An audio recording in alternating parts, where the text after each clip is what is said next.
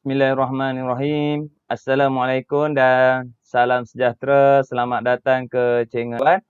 So, bagi yang pertama kali masuk ke channel cikgu, jangan lupa like, share dan subscribe dan tekan butang lonceng di bawah supaya anda tak terlepas video terbaru daripada cikgu. So, untuk kali ini cikgu ingin kongsikan slide berkenaan bab 2, sains tingkatan 2. Okey, kita pergi kepada ekosistem. Okey, bab 1 kita biodiversity, yang kedua ekosistem. Okey, kredit kepada Cikgu Norazila Khalid dari SMK Ulu Tiram, Johor kerana menyediakan slide PowerPoint ini. Okey, kita pergi kepada 2.1 aliran tenaga dalam ekosistem. Tumbuhan hijau menukarkan tenaga cahaya dari matahari kepada tenaga kimia melalui proses fotosintesis. Seperti yang kita sedia maklum, dekat daun ni ada klorofil untuk menyerap cahaya matahari. So, dia tukarkan tenaga cahaya kepada tenaga kimia. Untuk proses fotosintesis. Tenaga kimia tersebut dipindahkan kepada pengguna primer dan seterusnya kepada sekunder dan tertier dalam rantai makanan dan siratan makanan. Okey, kita pergi kepada pengeluar, pengguna dan pengurai. Apa dia yang dimaksudkan dengan pengeluar? Okey, adakah haiwan ni pengeluar? Pengeluar ialah organisma yang boleh membuat makanan sendiri. So, maksudnya hanya tumbuh-tumbuhan sahaja. So, haiwan memang tak boleh buat makanan sendiri. Semua tumbuhan merupakan pengeluar. Okey. Itu maksud pengeluar. Yang kedua, kita pergi kepada pengguna primer. Pengguna primer ialah organisma yang memakan organisma lain. Pengguna tu ialah yang makan organisma lain. Primer, haiwan herbivor dan omnivor yang memakan pengeluar.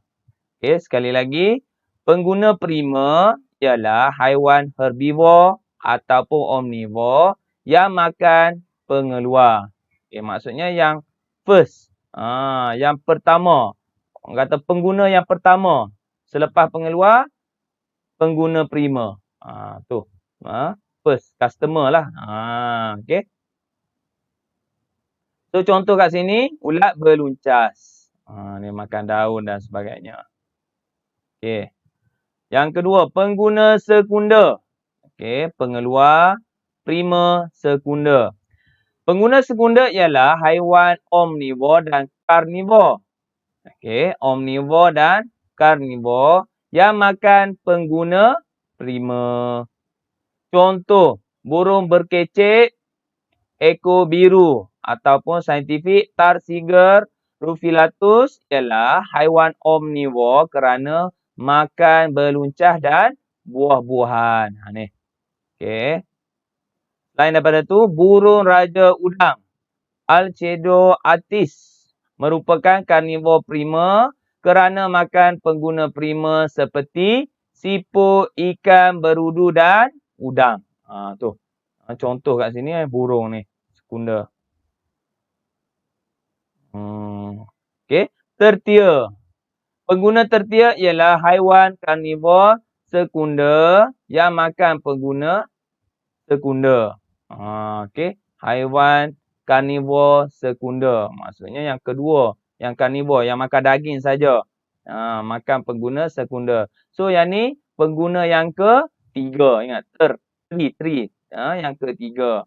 Tadi primer pertama, sekunder kedua, tertier yang ketiga. Tolong ingat.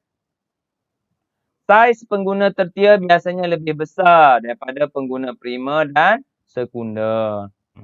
So, semakin lama makin besar. Okey, kita pergi pula kepada pengurai. Pengurai ialah organisma yang menguraikan haiwan dan tumbuhan mati kepada bahan-bahan yang lebih ringkas atau nutrien. Ni maksud pengurai. Okey, organisma yang menguraikan haiwan dan tumbuhan mati kepada bahan yang lebih ringkas. Hubungan ini dikenali sebagai saprofitisme. Saprofit. Ingat, saprofitisme. Okey, pengurai.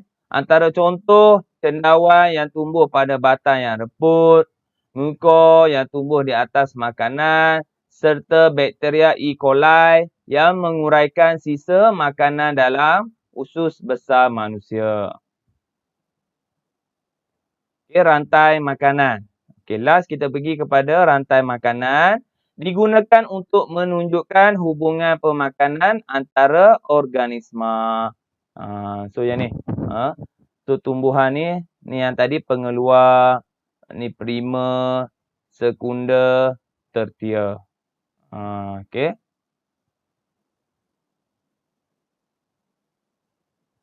Okey, contoh kat sini. Gabungan rantai makanan, kalau ada lebih daripada satu rantai makanan, so nama dia siratan makanan. So contoh kat sini, kubis dimakan oleh beluncas, dimakan oleh burung, dimakan oleh ular. So satu rantai makanan kat sini.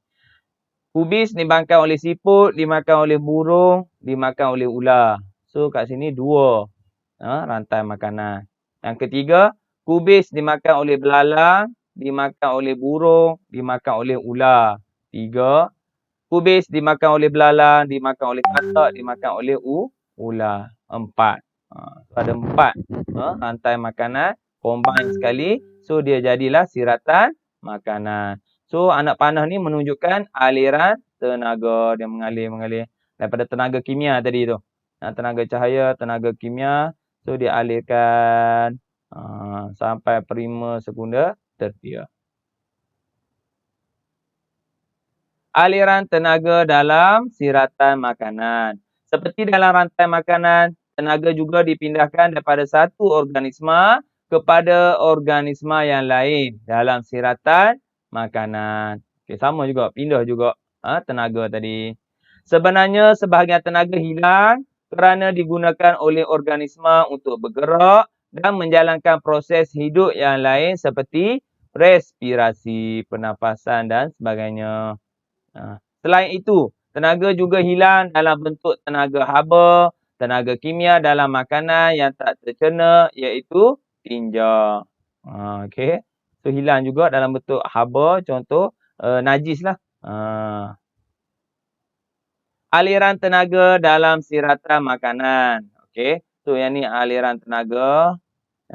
Yang bone ni, yang putus-putus ni tenaga yang hilang.